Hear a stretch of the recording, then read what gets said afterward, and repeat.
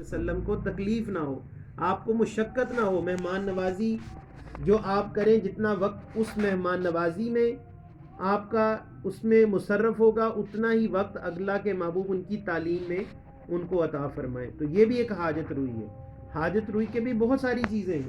کوئی طالب علم پڑھ رہا ہے، آپ اس کی مدد کر رہے ہیں کہ بھئی اس کی کتابیں لینے میں، اس کے سفر میں، اس کی فیسوں میں، یہ حالانکہ وہ مانگ نہیں رہا لیکن ہمیں پتہ ہے کہ اس کی ضروریات ہیں، اس کی مدد کر دی، اور اس مدد کرنے میں بھی اس کی حاجت روئی والا معاملہ ہو گیا. اور دوسری چیز یہ ہوئی کہ جب وہ کل کسی مقام پر پہنچے گا تو وہ اس احساس کو جانتا ہوگا کہ کل جس نے میری مدد کی اسی طرح مجھے بھی دوسروں کی مدد کرنی ہے. یہ بھی مسلمانوں میں ایک ترغیب کے لیے بھی جذبہ پیدا کیا جائے. ہم جب یہ جذبہ خود اختیار کریں گے تو دوسروں کو بھی اس کی تعلیم آز خود ہو جائے گی. جس طرح آج ہم کسی کی تکلیف کو، اذیت کو کم کرتے ہیں، اللہ تعالیٰ دوسروں کو بھی اذیت کم کرنے والا جذبہ ہمارے صدقے عطا فرمائے گا، اور جتنا اجر اس کو ملے گا اتنا ہی اجر اس کا ہمیں ملے گا. تو فرمایا حاجت روئی کرو تاکہ اللہ تمہاری حاجات کو پورا فرمائے.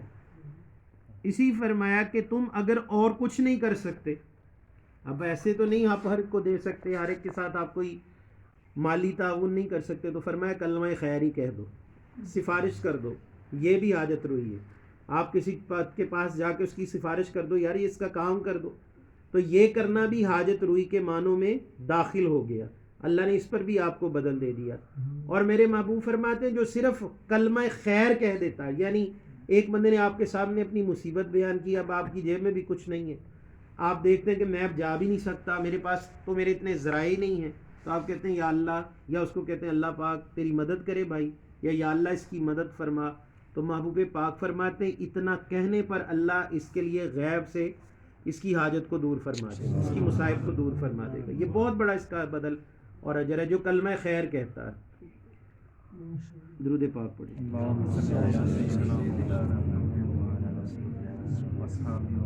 اللہ کے محبوب فرماتے ہیں جو کسی کی حاجت روئی کے لیے نکل پڑتا ہے، چل پڑتا ہے، یعنی اس کی نوکری کے لیے، اس کی دنیاوی ضروریات کو پوری کرنے، اسے پورے سال اعتکاف بیٹھنے سے بھی اللہ زیادہ اجر عطا فرماتا ہے. کہ پورا سال ایک شخص اعتکاف میں بیٹھے، نہ گھر والوں سے ملے، نہ گھر جائے، نہ وہ مسجد سے باہر نکلے، اور اتنا اجر صرف اس کام میں ہے کہ وہ کسی کے ساتھ اس کی مدد کرے، قربان جائے.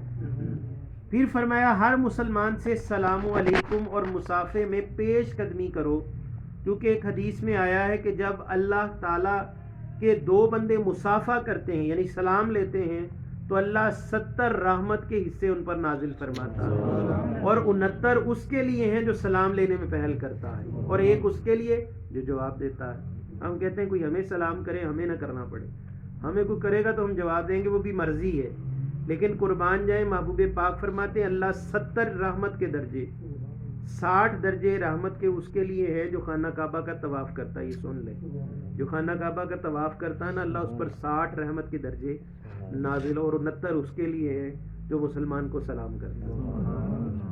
سمجھ رہے بات؟ پھر آگے چلیں.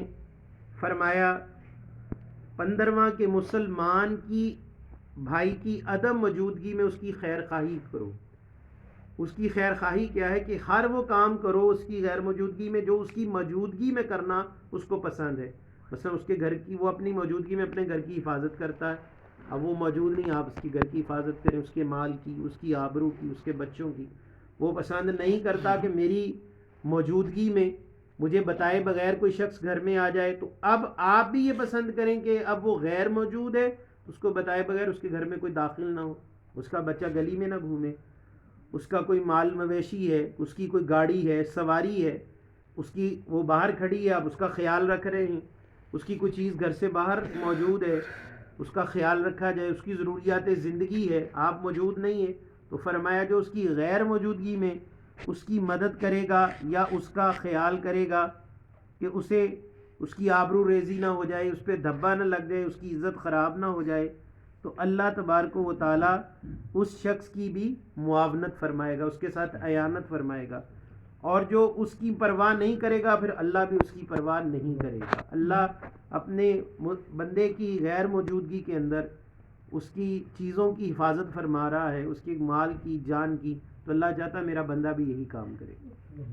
پھر فرمایا شریر لوگوں سے اس نیت سے مل لیا کرو کہ ان کے شر سے محفوظ رہا جا سکے. آپ کو پتہ ہے کہ ایک بندہ شریر ہے، اگر میں اس کو سلام روز کر بھی دوں نا تو اس کا فائدہ یہ ہوگا کہ میں اس کے شر سے بچ جاؤں گا.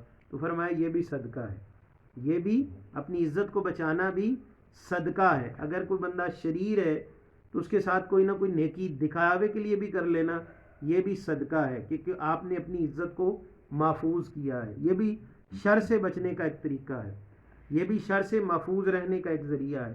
آپ ان کا مقابلہ نہیں کر سکتے، ان سے لڑ نہیں سکتے، ان کے ساتھ آپ باقاعدہ جنگ نہیں کر سکتے. تو اس کی بچت یہ ہے کہ اس کے ساتھ ایسا عمل کر لیا جائے کہ اس کے شر سے بندہ محفوظ رہے. تو اللہ جل شانہ اس پر بھی عزت بچانے کے لیے بھی آپ کو اجر اور ثواب کی نعمت عطا فرماتا ہے.